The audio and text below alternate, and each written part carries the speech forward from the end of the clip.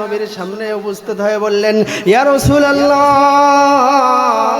ওগো পয়গম্বর, আপনি যদি অনুমতি দেন, আপনার দরবারে একটা আমরা আরজ পেশ করতে চাই। বিশ্বনবী বলেন, কি আরজ পেশ করবা বলো? সাহাবায়ে কেরাম বললেন, ইয়া রাসূলুল্লাহ, ইয়া হাবিবাল্লাহ, বিলাল আযান দেয়, বিলালের একটু জড়তা আছে, আমাদের মধ্যে থেকে যদি কাউকে আজানের দায়িত্বটা দেন, যার সুর ভালো আছে, সে যদি আজান দেয় তাহলে আমাদের জন্য ভালো হবে। মুসলমান ভাইরে, বিশ্বনবী সাহাবায়ে কেরামের কথা মেনে নিলেন। সাহাবায়ে কেরামের আরজ মেনে নিয়ে তখন বিশ্বনবী বললেন যে আগামীকাল আরেকজন সাহাবী আজান দেবেন। দায়িত্ব বন্টন হয়ে গেল, আজানও দিয়ে দেওয়া হলো। কিন্তু মুসলমান, কখন আজান দেওয়া হয়েছে, ঘন্টার পর ঘন্টা অতিক্রম হয়ে যায়, কিন্তু আল্লাহ পাকের শুভে সাদেক সংগঠিত হয় না। আল্লাহু আকবার। হযরত জিবরাইল আলাইহিস সালাতু ওয়াস সালাম বিশ্ব নবীর কাছে এসে ডাক দিয়ে বলেন, ইয়া রাসূলুল্লাহ, আজকে কি আজান হয় না ইয়া রাসূলুল্লাহ? বিশ্বনবী বলেন, কেন আজান হবে না? আজান তো হয়ে গেছে অনেক আগেই। সুবে সাদিকের অপেক্ষায় আছি, নামাজের অপেক্ষায় আছি, কখন ভোর হবে নামাজ শুরু করে দেব। জিবরাইল আলাইহিস সালাতু ওয়াস সালাম কয়, ওগো পয়গম্বর, বিলাল বুঝি আজকে আজান দেয় নাই, যার কারণে আরশে আজিম পর্যন্ত পৌঁছায় নাই। জোরে কান মারহাবা। রাহ গিয়া রুসমে আজাম রূহে বেলালি না রহি, ফলসফা রাহ গিয়া তলকিন গজালি না রহি, ফলসফা রাহ গিয়া তলকিন গজালি না রহি। মুসলমান ভাইরা রে আমার, হযরতে বিলাল রাদিয়াল্লাহু তাআলা আনহু জমিনে আজান দিতেন। জমিনের ভিতরে 3 কিলোমিটার 4 কিলোমিটার চতুর সাইডে সরে যাইতো, ওদিকে আরশে আজিম পর্যন্ত বিলালের আজান চলে যাইতো। আল্লাহ পাক রব্বুল আলামিন বিলালের আজান শুনে শান্ত হয়ে ভোরকে আল্লাহ তাআলা পরিণত করতেন। জোরে কান সুবহানাল্লাহ। আয়ে মদিনা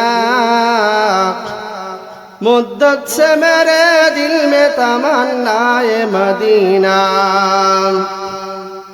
दिल में है मेरे इश्क रसूल अरबी का, परवाना हूँ मैं शम्अ रुख पाक नबी का। डरते नहीं दुनिया में मुसलमान किसी से, डरते नहीं दुनिया में मुसलमान किसी से, जब मिल गए हैं दौलत ईमान नबी से, जब मिल गए हैं दौलत ईमान नबी से, तलवार पकड़ हो के निकल मैदाने आसिर, दुश्मन के मुकाबिल तो लगा नाराए तकबीर, दुश्मन के मुकाबिल तो लगा नाराए तकबीर, हम नाराए तकबीर से दुनिया को हिला दे,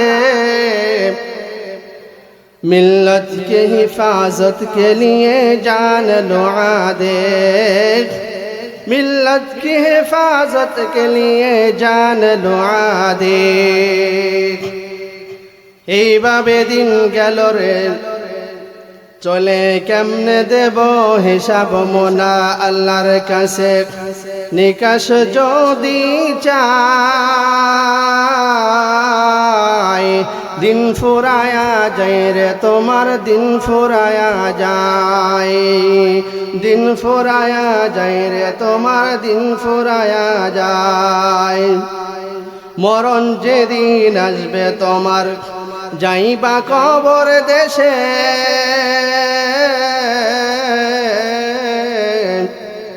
সারাটা জীবন ভণ্ডামি করলা, এর হিসাব মিলাবে কিসে? একদিন তোর মাটির দেহ থাকবে না রে হায়, মাটির দেহ মাটির সাথে মিশবে রে দুলাই। কিসের টাকা কিসের করি তোর কিসের বাহাদুরি সঙ্গী তোমার কেউ রবে না পুরুষ কিংবা নারী ভুলে গেছি মেরা কবরের জীবন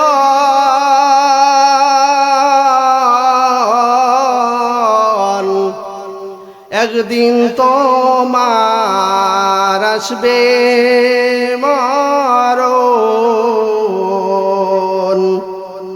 যার কাছে তোমার যেতে হবে তার কি বলে আসো মানুষ কার লাগিয়া কান্দ তুমি কার লাগিয়া হাসো সাইয়্যিদুনা আলী রাদিয়াল্লাহু তাআলা আনহু তিনি তাকওয়ার ব্যাখ্যা করেছেন চারটি।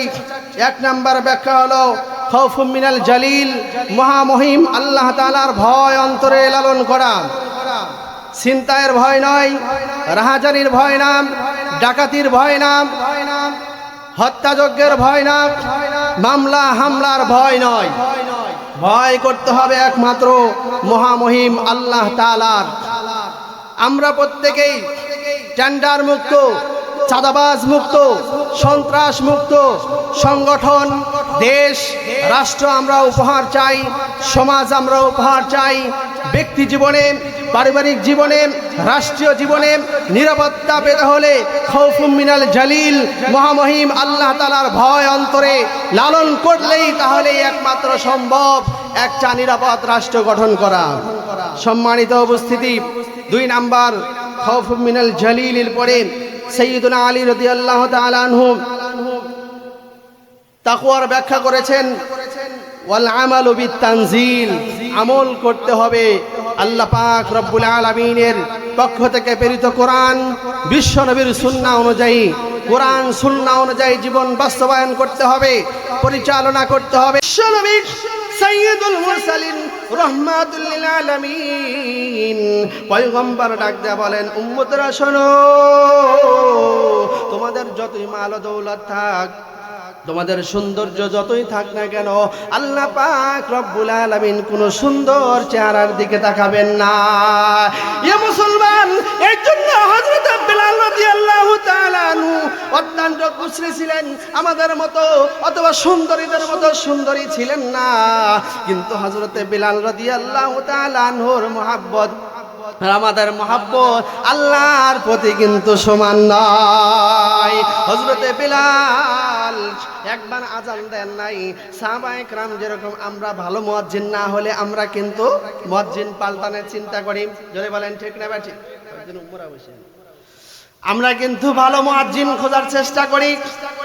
ভালো মুয়াজ্জিন যদি না হয়, সুর যদি ভালো হয়, সুরালা মুয়াজ্জিনদেরকে আমরা কিন্তু সুরালা মুয়াজ্জিন খুঁজতে থাকি। কারণ হলো অনেক মুসল্লি আছে যে সুর যদি ভালো না হয়, ওই মুসল্লি ইমাম সাহেব এবং সেই মুয়াজ্জিন সাহেবের বিরুদ্ধে কানাঘষা শুরু করে, জোরে বলেন ঠিক না ঠিক? যত কোটিপতি মসজিদের অবস্থা যদি ভালো হয়, সকলেই চিন্তা চেতনা করি যে আমরা একটা ভালো সুরালা মুয়াজ্জিন খুঁজি, আল্লাহওয়ালা মুয়াজ্জিন কিন্তু আমরা খুঁজি না, জোরে বলেন ঠিক না ঠিক? সাহাবায়ে কেরাম রাদিয়াল্লাহু তাআলা আনহু এইভাবেই সাহাবায়ে কেরাম বিশ্ব নবীর সামনে উপস্থিত হয়ে বললেন, ইয়া রাসূলুল্লাহ, ওগো পয়গম্বর, যদি আপনি যদি অনুমতি দেন, আপনার দরবারে একটা আমরা আরজ পেশ করতে চাই। বিশ্ব নবী বলেন, কি আরজ পেশ করবা বলো? সাহাবায়ে কেরাম বললেন, ইয়া রাসূলুল্লাহ, ইয়া হাবিবাল্লাহ, বিলাল আযান দেয়, বিলালের একটু জড়তা আছে, আমাদের মধ্যে থেকে যদি কাউকে আজানের দায়িত্বটা দেন, যার সুর ভালো আছে সে যদি আজান দেয় তাহলে আমাদের জন্য ভালো হবে। মুসলমান ভাইরে, বিশ্ব নবী সাহাবায়ে কেরামের কথা মেনে নিলেন, সাহাবায়ে কেরামের আরজ মেনে নিয়ে তখন বিশ্ব নবী বললেন যে আগামীকাল আরেকজন সাহাবী আজান দেবেন। দায়িত্ব বন্টন হয়ে গেল, আজানও দিয়ে দেওয়া হলো। কিন্তু মুসলমান, কখন আজান দেওয়া হয়েছে ঘন্টার পর ঘন্টা অতিক্রম হয়ে যায়, কিন্তু আল্লাহ পাকের শুভে সাদেক সংগঠিত হয় না। আল্লাহু আকবার। হযরত জিবরাইল আলাইহিস সালাতু ওয়াস সালাম বিশ্ব নবীর কাছে এসে ডাকতে বলেন, ইয়া রাসূলুল্লাহ, আজকে কি আজান হয় না ইয়া রাসূলুল্লাহ? বিশ্বনবী বলেন, কেন আজান হবে না? আজান তো হয়ে গেছে অনেক আগেই। সুবহে সাদিকের অপেক্ষায় আছি, নামাজের অপেক্ষায় আছি, কখন ভোর হবে নামাজ শুরু করে দেব। জিবরাইল আলাইহিস সালাতু ওয়াস সালাম কয়, ওগো পয়গম্বর, বিলাল বুঝি আজকে আজান দেয় নাই, যার কারণে আরশে আজিম পর্যন্ত পৌঁছায় নাই। জোরে কান মারহাবা। রাহ গিয়া রুসমে আজাম রূহে বেলালি না রহি, ফলসফা রাহ গিয়া তলকিন গজালি না রহি, ফলসফা রাহ গিয়া তলকিন গজালি না রহি। মুসলমান ভাইরা রে আমার, হযরতে বিলাল রাদিয়াল্লাহু তাআলা আনহু জমিনে আজান দিতেন। জমিনের ভিতরে 3 কিলোমিটার 4 কিলোমিটার চতুর সাইডে সরে যাইতো, ওদিকে আরশে আজিম পর্যন্ত বিলালের আজান চলে যাইতো। আল্লাহ পাক রব্বুল আলামিন বিলালের আজান শুনে শান্ত হয়ে ভোরকে আল্লাহ তাআলা পরিণত করতেন। জোরে কান সুবহানাল্লাহ। আয়ে মদিনা मुद्दत से मेरे दिल में तमन्ना ये मदीना, दिल में है मेरे इश्क रसूल अरबी का, परवाना हूँ मैं शम्अ रुख पाक नबी का। डरते नहीं दुनिया में मुसलमान किसी से, डरते नहीं दुनिया में मुसलमान किसी से, जब मिल गए हैं दौलत ईमान नबी से, जब मिल गए हैं दौलत ईमान नबी से। तलवार पकड़ हो के निकल मैदाने आसिर, दुश्मन के मुकाबिल तो लगा नाराए तकबीर, दुश्मन के मुकाबिल तो लगा नाराए तकबीर। हम नाराए तकबीर से दुनिया को हिला दे, मिल्लत के हिफाजत के लिए जान लुआ दे, मिल्लत की हिफाजत के लिए जान लुआ दे। এইভাবে দিন গেল রে চলে, কেমনে দেব হিসাব মোনা আল্লাহর কাছে, নিকাশ যদি চাই দিন ফুরায়া যায় রে তোমার, দিন ফুরায়া যায়, দিন ফুরায়া যায় রে তোমার, দিন ফুরায়া যায়। মরণ যেদিন আসবে তোমার, যাইবা কবর দেশে,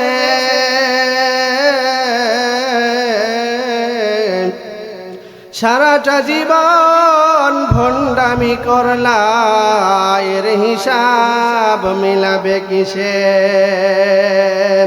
একদিন তোর মাটির দেহ থাকবে না রে হায়,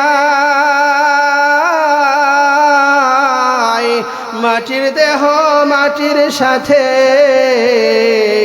মিশবে রে দুলাই। কিসের টাকা কিসের করি তোর, কিসের বাহাদুরি, সঙ্গী তোমার কেউ রবে না, পুরুষ কি বা নারী। ভুলে গেছি মেরাম কবরের জীবন,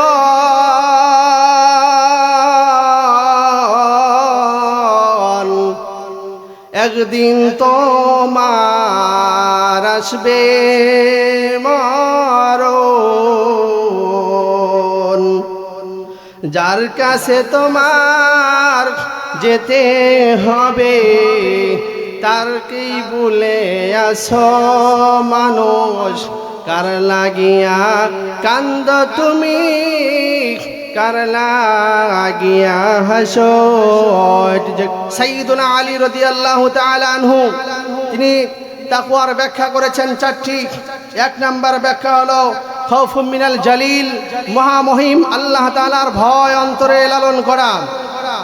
ছিনতাইয়ের ভয় নয়, রাহাজানির ভয় না, ডাকাতির ভয় না, হত্যাযজ্ঞের ভয় না, মামলা হামলার ভয় নয়, ভয় করতে হবে একমাত্র মহামহিম আল্লাহ তাআলার।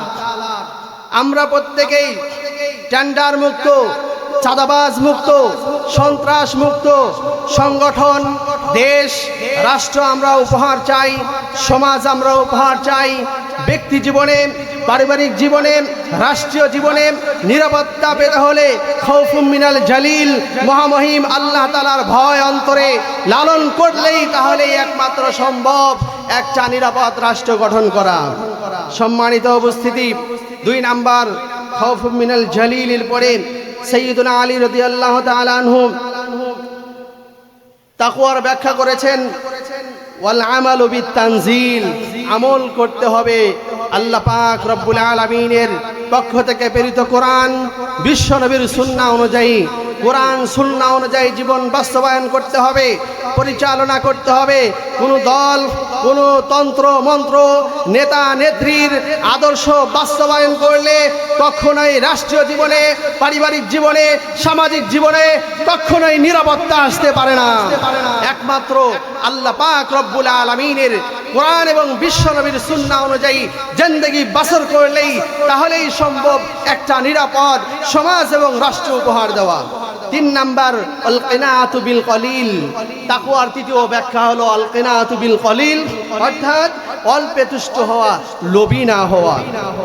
আজ রাষ্ট্রের টাকা লুণ্ঠন করে, ব্যাংক কেলেঙ্কারি করে, অঢেল পরিমাণ সম্পদ বাজেয়াপ্ত করে, আত্মসাৎ করে বিদেশে হোম সেকেন্ড করেছি আমরা।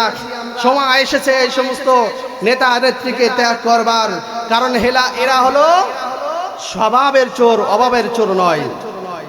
4 নাম্বার ওয়াল ইস্তিদাদু লিয়াউমির রহিল, 4র্থ নাম্বার তাকওয়ার ব্যাখ্যা হলো ওয়াল ইস্তিদাদু লিয়াউমির রহিল, আল্লাহ পাক রব্বুল আলামিনের প্রতি আত্মসমর্পণ করে মুমিন সদা সর্বদা আল্লাহর কাছে নিজেকে সুপর্দ করবে।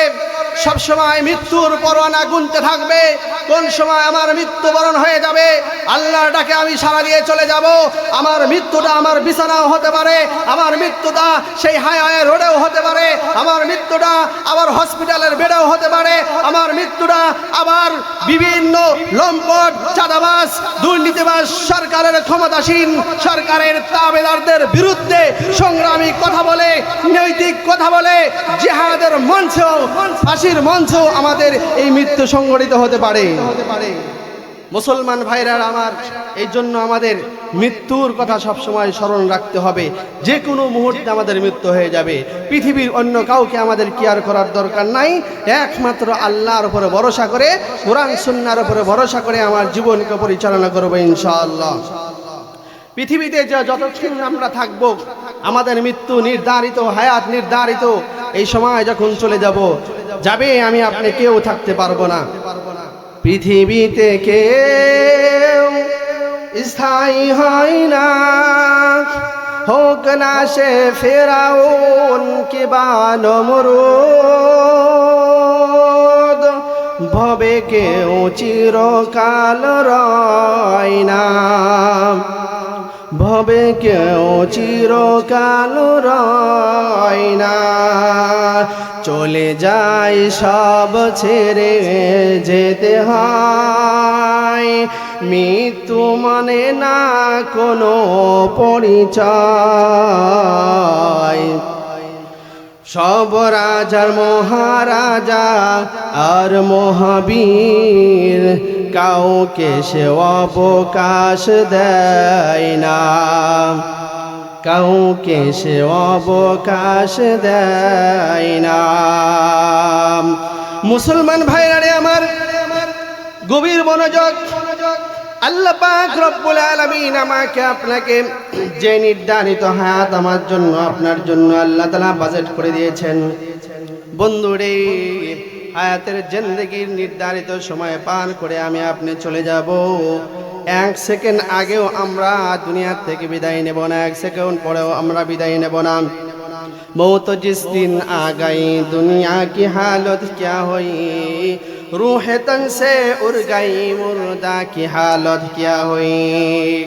जब मलकुल मौत आवेगे तुम्हारे सामने फिर तुम्हें फुर्सत न मिलेगी लब हिलाने के लिए फिर तुम्हें फुर्सत न मिलेगी लब हिलाने के लिए बाप बायो माँ बहिन फिर जंद जंदर यारगार आशिक मौशूक नौकार बंदाए खिदमत गुजार सिल्ला बोलेन মারহাবান মুসলমান ভাইরা রে আমার পৃথিবীর সকল ডাক্তার কবিরাজকে একত্রিত করে আইসিইউ সিসিতে রেখে আল্লাহর কোনো বান্দা বান্দিকে যদি ট্রিটমেন্ট গ্রহণ করা হয় আল্লাহর দেওয়া এক সেকেন্ড আগেও আল্লাহর দেওয়া আয়ুর এক সেকেন্ড আগেও সে মৃত্যুবরণ করবে না আবার গতানুগতিক চিকিৎসা গ্রহণ না করলেও এক সেকেন্ড পরেও মৃত্যুবরণ করবে না আল্লাহ পাক রব্বুল আলামিন মৃত্যুর নির্ধারিত সময় আল্লাহ তাআলা আমাদেরকে দিয়েছেন আল্লাহ পাক রব্বুল আলামিন বলেন লিকুল্লি উম্মাতিন আজাল ইযা জাআ আজালুহুম لا يستأخرون ساعة ولا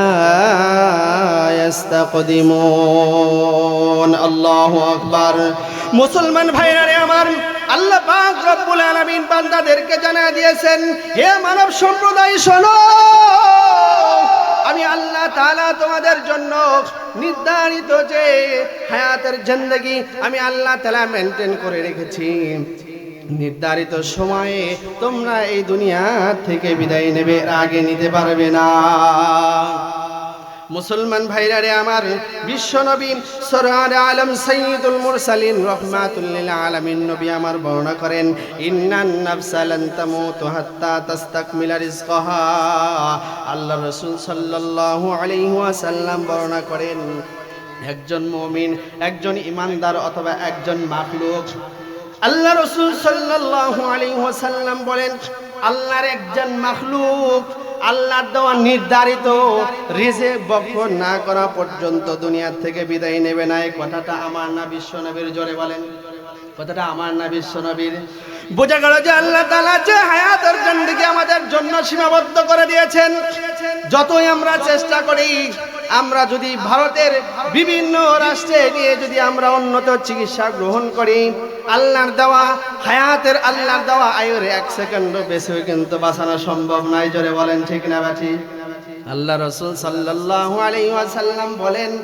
পৃথিবীর মানুষ শোনো আমি আল্লাহ তাআলা তোমাদের জন্য নির্ধারিত রিজিকের ব্যবস্থা করে দিয়েছি জোরে কোন সুবহানাল্লাহ মুসলমান ভাইরা রে আমার ভালো করে শুনবেন যখন আমরা দুনিয়াতে আসব আল্লাহ পাক রব্বুল আলামিন মাতৃগর্ভে আমার আপনার জন্য যখন রূহ ফুঁকে দিয়েছিলেন 4 মাস অতিবাহিত হওয়ার পর রূহ ফুঁকে দেওয়ার পূর্বেও আমার মালিক আমার আপনার জন্য হায়াতের জিন্দেগিতে যতগুলো আমি আহার করব সব আহারের ব্যবস্থা আল্লাহ তাআলা লিপিবদ্ধ করেছে সুবহানাল্লাহ আমরা যে যতই দৌড়াদৌড়ি করি আল্লাহ পাক আমাদের জন্মের পূর্বেই আমাদের রিজিকের ব্যবস্থা করে দিয়েছেন আল্লাহকে কতটুকু সম্পদের মালিক হবে আমার মালিক আগের থেকেই পূর্বে থেকেই নির্ধারিত করে রেখেছেন বাকি আল্লাহ সিস্টেমটা শুধু আমাদের জন্য ছাড় দিয়েছেন উন্মুক্ত রেখেছেন যে তুমি হালাল পন্থায় রিজিক উপার্জন করো না হারাম পন্থায়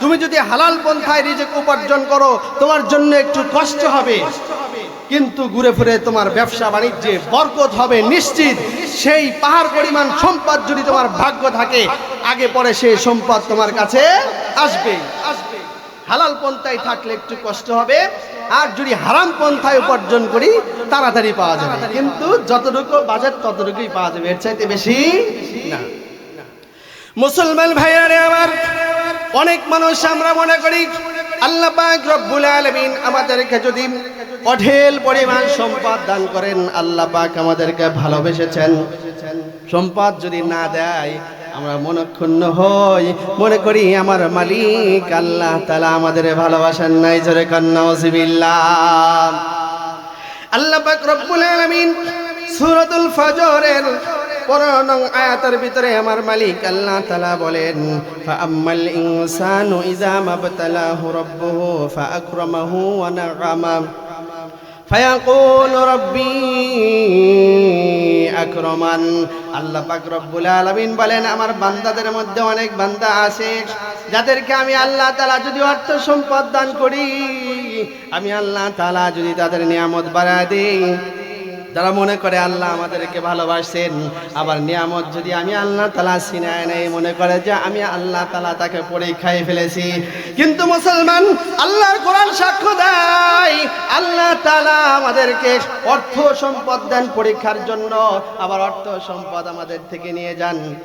আল্লাহ তাআলা অর্থ সম্পদে ঘাটতি এবং সন্তান সন্ততি এবং বালা মুসিবত দিয়ে আল্লাহ তাআলা পরীক্ষা করেন। সম্পদ দিয়েও পরীক্ষা করেন, বালা মুসিবত দিয়েও পরীক্ষা করেন।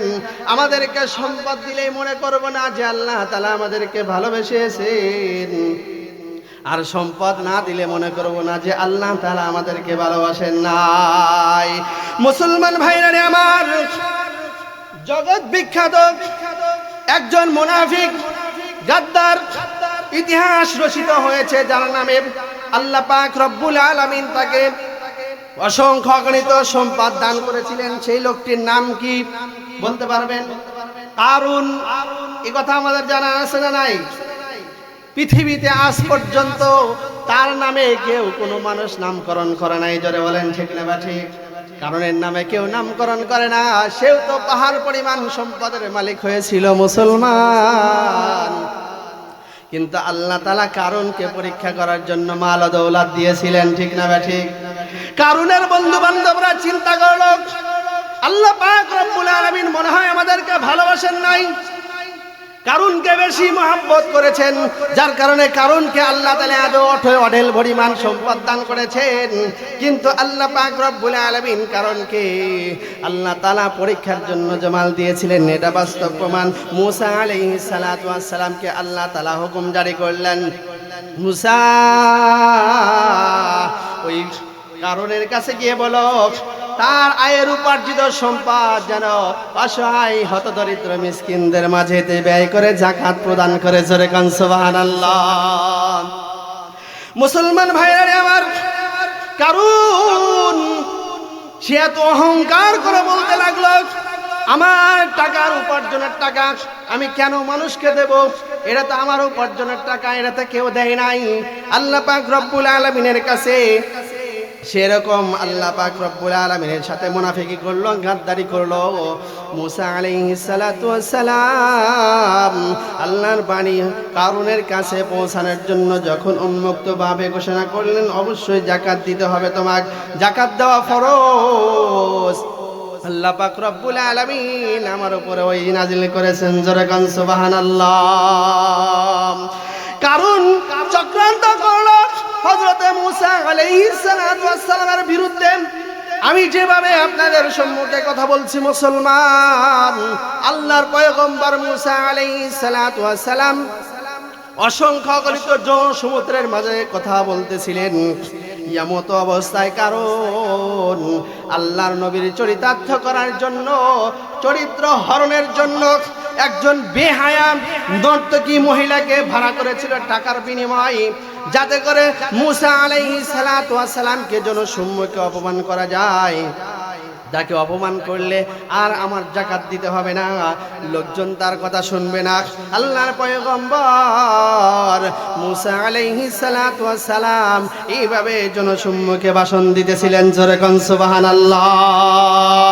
মুসলমান ভাইরা আমার, কারুন যখন এইভাবে একজন বেশ্যা মহিলাকে আড়ায় দিয়ে সম্মুখে হযরতে মূসা আলাইহিস সালাতু ওয়াস সালামের সামনে, জনসমুদ্রের সামনে যখন দাঁড় করায়া দেয়, আল্লাহর পয়গম্বররা তো সত্যের মাপকাঠি, তারা মাসুম। জোরে বলেন ঠিক না বা ঠিক?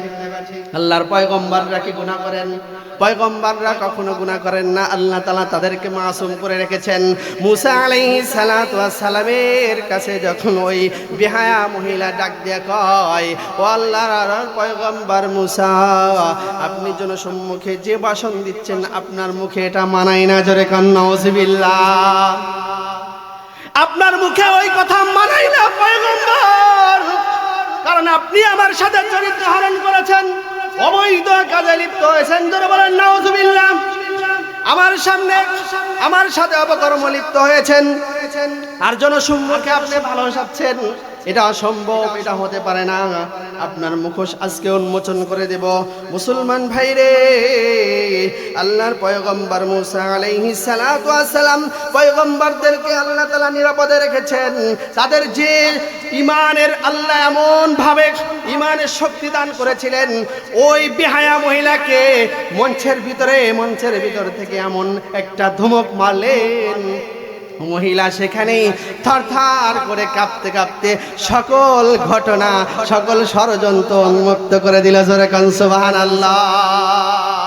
মুসলমান ভাইরারে আমার ভালো করে শুনবেন, ওই মহিলা বলল যে পয়গম্বর আপনার চরিত্র হননের জন্য মুসা আলাইহিস সালাতু ওয়াস সালাম আপনি আল্লাহর পয়গম্বর, এটা আমি বিশ্বাস করি, কারণ আপনার চরিত্র হননের জন্য আমাকে ভাড়া করেছিলেন নির্দিষ্ট টাকার বিনিময়, যার কারণে আপনার সাথে বেঈমানি করেছি, মুনাফিকি করেছি। পয়গম্বর আমাকে ক্ষমা করে দেন, আমার ভুল হয়েছে, জীবনে কোনোদিন আপনার সাথে বেয়াদবি করব না।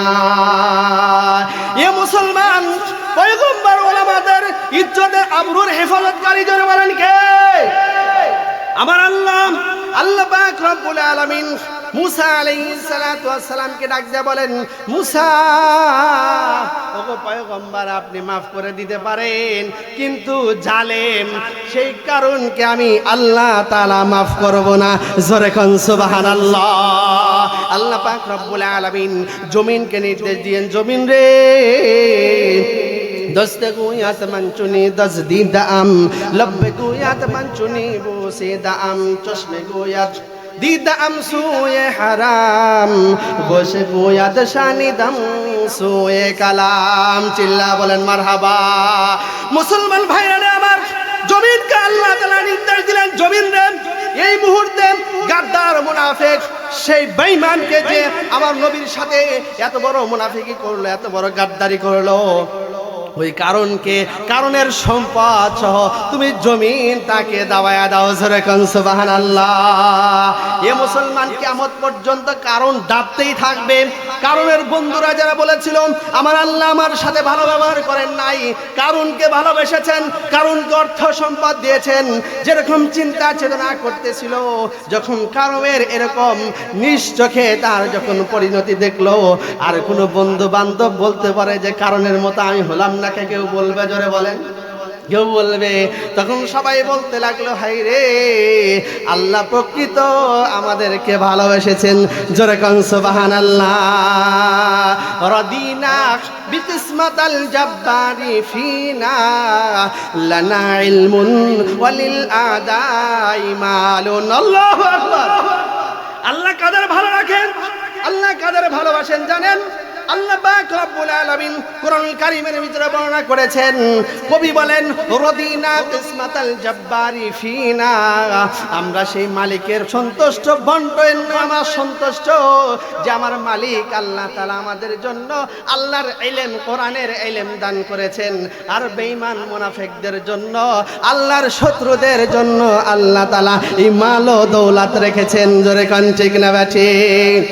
माल दौलत इल्म हस्तम कुछ नहीं कम आएगा, मौत जिस दिन आ गए गर्दन पकड़ ले जाएगा। जोरे बोलें ठीक ना ठीक? ये मुसलमान কারণের বন্ধুরা ওই সময় বলতে লাগলো, আমার মালিক আল্লাহ তাআলা আমাকে ভালোবেসেছেন, আল্লাহ আমাদের অর্থ সম্পদ দেয় নাই, তাতে কি হয়েছে? আল্লাহ তো আমাদের কারণের মতো ধ্বংস করে দেয় নাই। জোরে কান সুবহানাল্লাহ। কাফের বেঈমানদের মতো আল্লাহ চাইলেও আমাদের সম্পদ দিয়ে ঈমান থেকে বঞ্চিত করে রাখতে পারতেন। জোরে বলেন ঠিক না ঠিক? কিন্তু আমার মালিক কি তা করেছেন? এ মুসলমান, আল্লাহ তাআলা যে ঈমান আমাদেরকে দান করেছেন, পৃথিবীর সকল সম্পদ যদি আমরা একত্রিত করে আমার ঈমান এবং সম্পদকে একত্রিত করি, আল্লাহ তাআলা যে ঈমান আমাদেরকে দান করেছেন সেই ঈমানের পাল্লা হবে ভারী। জোরে কোন সুবহানাল্লাহ। মুসলমান ভাইরা আমার, আমাদের সমাজে এরকম অবস্থা আছে, যারা ওলামা একরাম মাদ্রাসার ছাত্র পড়ালেখা করে তাদের চরিত্র ভালো হয়। 10 জন 5 জন ছাত্র যদি কলেজে পড়ে, একজন চাকরি পাইলে আর 4 জন যদি না পায়, তাহলে আর 4 জনের মা বাবা বলে অথবা গ্রামবাসী বলে যে ওই বেচারাকে আল্লাহ ভালোবাসছে, ওই ছেলেটাকে ভালোবাসছে, যার কারণে ওর চাকরি হয়েছে। যারা বলেন ঠিক না ঠিক? কিন্তু আল্লাহর কোরআন সাক্ষ্য দেয়, টাকা পয়সা আর ভালো পজিশনে যাওয়া এটা ভালো মন্দের বিচার না। যারা বলেন ঠিক না? আল্লাহ কি বলে দিলেন? আল্লাহ সম্পদ দিয়েও পরীক্ষা করেন, আবার সম্পদ না দিয়েও পরীক্ষা করেন। আল্লাহ পাক যাদেরকে দিনের কাজে লাগান তাদেরকে প্রকৃত পক্ষে আল্লাহ তাআলা ভালোবাসেন। জোরে বলেন ঠিক না ঠিক? ইয়াউমা লা ইয়ানফাউ মালুন ওয়ালা বানুন ইল্লা মান আতাল্লাহা বিকলবিন সালিম। আল্লাহু আকবার।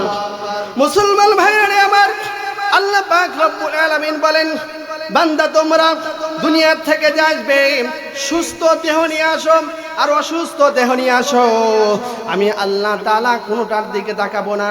তুমি সুস্থ দেহ নিয়ে আসলেও তোমার ঠিকানা সেই কবর, সেখানে মাটিতে পরিণত হবে।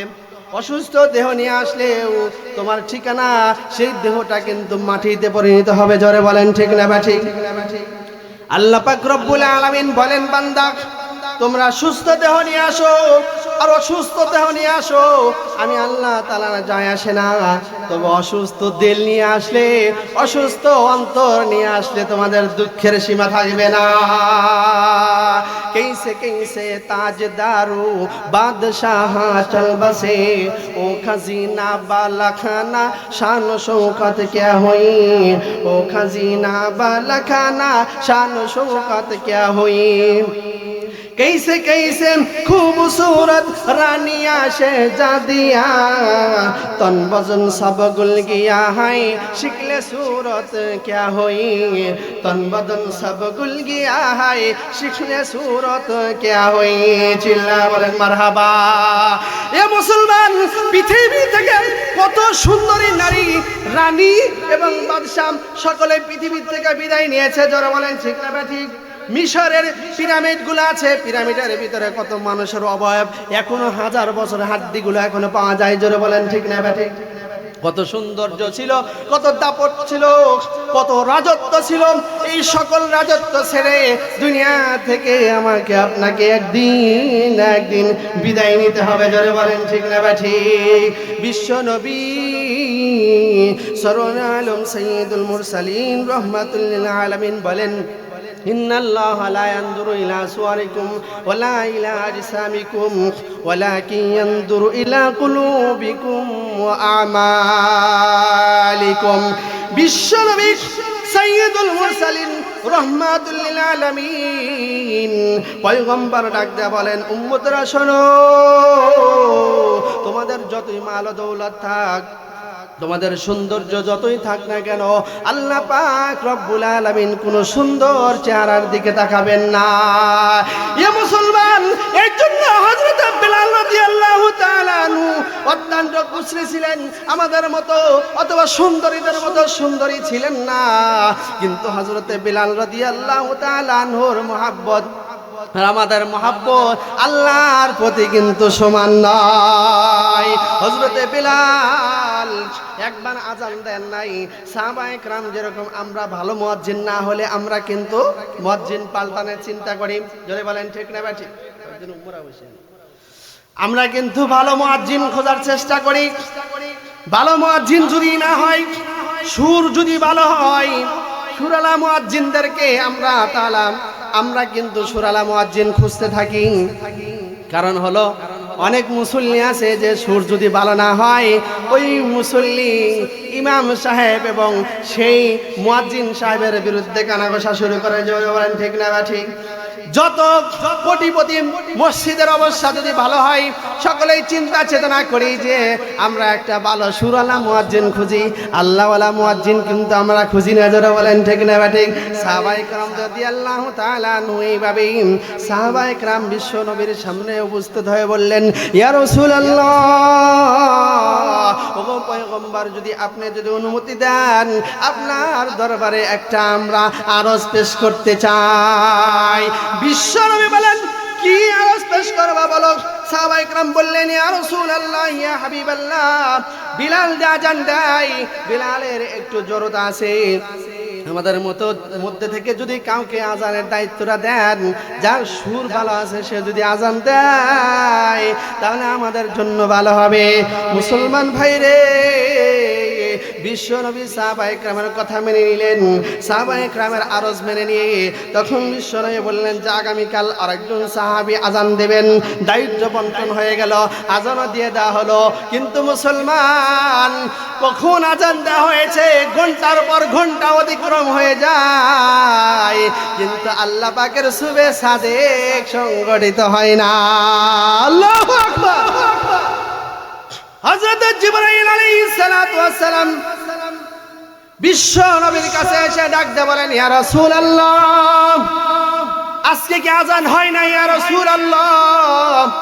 বিশ্বনবী বলেন, কেন আজান হবে না? আজান তো হয়ে গেছে অনেক আগেই। সুবে সাদিকের অপেক্ষায় আছি, নামাজের অপেক্ষায় আছি, কখন ভোর হবে নামাজ শুরু করে দেব। জিবরাইল আলাইহিস সালাতু ওয়াস সালাম কয়, ওগো পয়গম্বর, বিলাল বুঝি আজকে আজান দেয় নাই, যার কারণে আরশে আজিম পর্যন্ত পৌঁছায় নাই। জোরে কান মারহাবা। রাহ গিয়া রুসমে আজাম রূহে বেলালি না রহি, ফলসফা রাহ গিয়া তলকিন গজালি না রহি, ফলসফা রাহ গিয়া তলকিন গজালি না রহি। মুসলমান ভাইরা রে আমার, হযরতে বিলাল রাদিয়াল্লাহু তাআলা আনহু জমিনে আজান দিতেন। জমিনের ভিতরে 3 কিলোমিটার 4 কিলোমিটার চতুর সাইডে সরে যাইতো, ওদিকে আরশে আজিম পর্যন্ত বিলালের আজান চলে যাইতো। আল্লাহ পাক রব্বুল আলামিন বিলালের আজান শুনে শান্ত হয়ে ভোরকে আল্লাহ তাআলা পরিণত করতেন। জোরে কান সুবহানাল্লাহ। বিলাল রাদিয়াল্লাহু তাআলা আনহুর এত মহত্ব, এত বরত্ব কেন জানেন? বিলাল রাদিয়াল্লাহু তাআলা আনহু এত বরত্ব কেন জানেন? হযরতে বিলাল রাদিয়াল্লাহু তাআলা আনহু আউয়ালুল মুসলিমিন, প্রথম সারির মুসলমানদের একজন। কত নির্যাতন, নির্মম নির্যাতন, নিষ্পেষণ চালানো হয়েছে এ মুসলমান বাংলাদেশের জমিনে। 90% মুসলমানের দেশে কত মানুষ যদি ইসলাম শুধু মেনে চলতে চায়, তা যদি ধর্মীয় পরিচয় দেয়, এদের সমস্যা হয়ে যায়। জোরে বলেন ঠিক না ঠিক? অফিস আদালতে বিন্দেশীদের গুপ্তচর তারা ঘাপটি মেরে বসে আছে। কারা ইসলামের কথা কয়, কারা নামাজ পড়তে চায়, তাদেরকে তারা ষড়যন্ত্র করে বের করে দিতে চায়। জোরে বলেন ঠিক না ঠিক? বিলাল রাদিয়াল্লাহু তাআলা আনহু তিনি এইভাবে যখন উন্মুক্তভাবে ইসলামের ঘোষণা দিলেন, আল্লাহর পয়গম্বর বিশ্ব নবীর হাতে হাত রেখে যখন মুসলমান হয়ে গেলেন, এ মুসলমান এরপরে উমাইয়ার পক্ষ থেকে, তার মনিবের পক্ষ থেকে ভয়ঙ্কর নির্যাতন শুরু হয়ে যায়। এমন নির্যাতন মুসলমান আমরা কল্পনা করতে পারবো না। বিলাল রাদিয়াল্লাহু তাআলা আনহুকে উত্তপ্ত বালু, গরম বালুর ভিতরে এইভাবে রেখে তার পিঠটাকে এরকম বিভিন্ন জায়গায় গরম লোহা দিয়ে ছেক দিয়ে দিয়ে তাকে কষ্ট দেওয়া হয়। শেষ পর্যায়ে ঈমান থেকে দূরে সরানোর জন্য 4 হাত পায়ে যখন পেরাক লাগাইয়া দেয়, জবানে পেরাক লাগাইয়া দেবে, এই সময় বলে, বিলাল এখনো সময় আছে, তুমি মুহাম্মাদের ইসলাম ত্যাগ করে আমাদের ধর্মে ফিরে আসো। বিলাল উত্তরে দেয়, এই দেহে যতদিন থাকবে প্রাণ ততদিন গেয়ে যাব আমার মালিক আল্লাহ তাআলার গুণগান। চিল্লা বলেন মারহাবা। এ মুসলমান আজ পর্যন্ত যারা আল্লাহ পাক রব্বুল আলামিনের পথ মতে যাদের জীবনকে বিসর্জন দিয়েছেন, যত জেল জুলুম হত্যাকাণ্ডের শিকার হোক না কেন, যতই তাদের উপরে নির্যাতন চাপিয়ে দেখ না কেন, কোন মানুষ তার সঠিক ইসলাম থেকে কখনোই পথচ্যুত হবে না। জোরে বলেন ঠিক না বেঠিক? আপনারা আজ যেখানে একটা উল্লেখযোগ্য মাদ্রাসা আমাদের সামনে, কোন ব্যক্তিত্ব এখানে প্রতিষ্ঠা করেছেন হয়তো আমরা জানি না, সময় আমাদের কম। একটা কথা আমি বলছি, উত্তরবঙ্গের ভিতরে সর্বশ্রেষ্ঠ আলেমে দ্বীন, হাজারো আলেমের উস্তাদ, আমাদের মুরব্বী, আমাদের উস্তাদ তার কত বড় মহত্ব, পুরা উত্তরবঙ্গের ভিতরে এক জায়গায় সারা বাংলাদেশে ছিল। এমন এক ব্যক্তিত্ব এখানে আপনাদের কাছে বীজ বপন করেছেন, দিনের বীজ। এটা কত বড় বীজ আমরা হালকা মনে করছি মুসলমান। এই পৃথিবী থেকে একদিন বিদায় নিয়ে যাব। আমি যখন চলে যাব, আমার সাথে আমার স্ত্রী যাবে না, আমার সন্তান যাবে না, আমার নেত্রী যাবে না, আমার নেতা যাবে না। যাদের জন্য চাষচালে বসে যেই নর্তকীদের সময় তাদের গান দেখে দেখে, নাচ দেখে দেখে সময় ব্যয় করেছি, সেই নেতা নেত্রী, ফুটবল তারকা, ক্রিকেট তারকা কেউ আমার সাথে কবরে যাবে না। কবরে যদি যাই, মহাগ্রন্থ আল কোরআন এবং বিশ্বনবীর হাদিস আমার সাথে কবরে যাবে। যারা বলেন ঠিক না বা ঠিক? সেই কোরআনের পক্ষে কে কে থাকতে রাজি আছেন? দুহাত তুলে আমার মালিককে দেখান। লিল্লাহে তাকবীর, লিল্লাহে তাকবীর। আল কোরআনের আলো, আল হাদিসের আলো, আল কোরআনের আলো। কোরআন হাদিস যেখানে, আলেম ওলামা যেখানে, থাকবো তো ইনশাআল্লাহ। হাফেজে কোরআন যদি আপনারা এখানে তৈরি করে দিতে পারেন মুসলমান, কসম খেয়ে বলছি, ইন্না ফিল জান্নাতি লাওয়াদিয়ান। একটা হাদিস শোনা যায়, বিশ্বনবী বলেছেন ইন্না ফিল জান্নাতি লাওয়াদিয়ান, জান্নাতে এমন একটা বিশাল বড় শহর হবে যেই শহরের নাম দেওয়া হয়েছে তুবা। যারা বলেন কি? যেই শহরের নাম দেওয়া হয়েছে তুবা, যেই তুবা শহরে ৭০ আলফান বাবান, যার ৭০,০০০ দরজা থাকবে। যেরকম সুবহানাল্লাহ। এমন একটা শহর, ৭০,০০০ যেই সিট মহলের দরজা, প্রত্যেকটা দরজা দিয়ে এক একজন ফেরেশতা নয়, আল্লাহ তাআলা একটা দরজায় ৭০,০০০ ফেরেশতা আল্লাহ তাআলা নিযুক্ত করবেন। যেরকম সুবহানাল্লাহ। শুধু তাই নয়, এই শহরের ভিতরে একটা সিট মহল হাফেজে কোরআনদের জন্য বানানো হবে। সেই সিট মহলে যাওয়ার জন্য যেরকম প্রাইম মিনিস্টার, রাষ্ট্রপ্রধানকে যেভাবে আমাদের গার্ড অফ অনার দেওয়া হয়, অনুরূপভাবে কোরআনের হাফেজ এবং কোরআন হাফেজের মা বাবাকে গার্ড অফ অনার দিয়ে ৭০,০০০ ফেরেশতা তার আসল সিংহাসনে সিংহাসিত করে চলে আসবে। জোরে কোন সুবহানাল্লাহ। এই হাফেজে কোরআনদের পিছনে, মাদ্রাসার পিছনে আমরা চোম দিতে রাজি আছি তো ইনশাআল্লাহ। আল্লাহ পাক রব্বুল আলামিন আমাদের চোমকে কবুল করেন। এ পর্যায়ে আমাদের সম্মুখে গুরুত্বপূর্ণ তাকরীর পেশ করবেন সিরাজগঞ্জের গৌরব